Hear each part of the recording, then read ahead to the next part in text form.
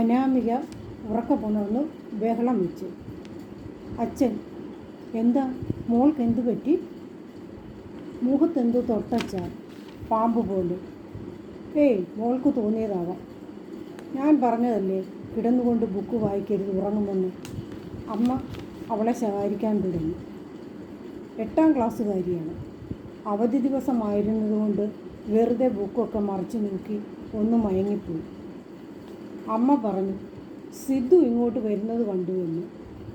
സഹപാഠിയും അയൽവാസിയുമാണ്. ഒരേ പ്രായത്തിലുള്ള ഒരേ ക്ലാസ്സിൽ പഠിക്കുന്ന കുറേ കുട്ടികളുണ്ട് ചുറ്റുവട്ടത്തിൽ. അങ്ങോട്ടും ഇങ്ങോട്ടും കളിപ്പിക്കാൻ കുറേ കുസൃതിത്തരങ്ങൾ കാട്ടിക്കൂട്ടി. നിന്നെ പേടിപ്പിക്കാൻ അവൻ എന്തെങ്കിലും കുസൃതി കാണിച്ചതായിരിക്കും. നമുക്ക് നോക്കാം മുറിയിൽ ഇഴജന്തുക്കൾ എന്തെങ്കിലും ഉണ്ടോ എന്ന്. ഭയന്നു പോയ അവൾ അല്പം ആശ്വാസപ്പെട്ടു.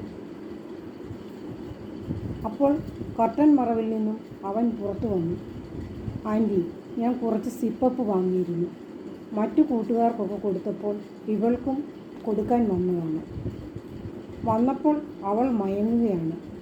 ഫ്രിഡ്ജിൽ വെച്ചിരുന്നതിനാൽ സിപ്പപ്പ് നല്ല തണുത്തതായിരുന്നു. തണുത്ത സിപ്പപ്പ് ഞാൻ അവളുടെ മുഖത്ത് തൊട്ടിട്ട് കർട്ടൻ മറവിൽ ഒളിച്ചതാണ്. ജസ്റ്റ് അവളെ ഒന്ന് പേടിപ്പിക്കണമെന്നേ കരുതിയുള്ളൂ, ഒരു രസത്തിന്. ക്ഷമിക്കണം ആൻറ്റി, പേടിക്കുമെന്നോ ബഹളം വയ്ക്കുമെന്നോ അറിഞ്ഞില്ല. സാരമില്ല, വിട്ടുകള.